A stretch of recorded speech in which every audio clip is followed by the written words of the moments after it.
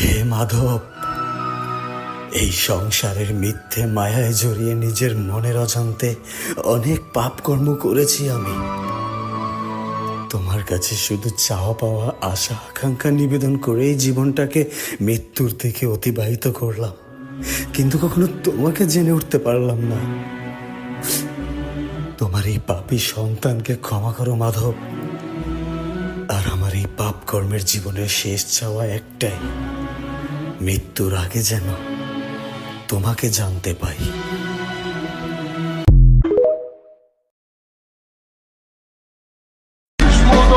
আমরা কি ছাপড়ি রে যে রাস্তায় দিয়ে ঘুরমু? আমরা তো আকাশ দিয়ে উড়মু।